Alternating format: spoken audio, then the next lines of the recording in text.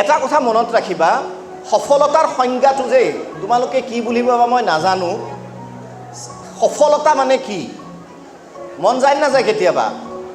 তোমালোকৰ মনত হয়তো বহুতৰে ভাবিছা যে এখন মাৰ্চিডিজ বা BMW যদি ল'ব পাৰোঁ, এটা যদি অলপমান মিৰ্জাৰ আটাইতকৈ ডাঙৰ ঘৰটো বনাব পাৰোঁ, লগত যদি ফাৰ্ষ্ট ইয়াৰত লগ পোৱাজনী থাকে কাষৰ চিটত, জীৱন সফল।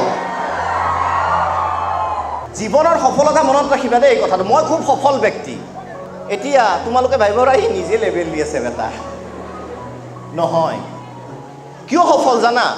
মই যে জাপ লৈ গ'লোঁ, মই যে এই বঁটাটো লৈ গ'লোঁ, শৰাইখন লৈ গ'লোঁ, এই গামোচাখন লৈ গ'লোঁ, মোৰ আয়ে গৌৰৱ কৰে। DK কলেজৰ পৰা, আমুক কলেজৰ পৰা মোৰ ল'ৰাই এইখিনি পাইছে আৰু আলফুলে সজাই থৈ দিয়ে। যেতিয়াই মোৰ মায়ে মোক লৈ গৌৰৱ কৰে, মই অনুভৱ কৰোঁ মই জীৱনত সফল।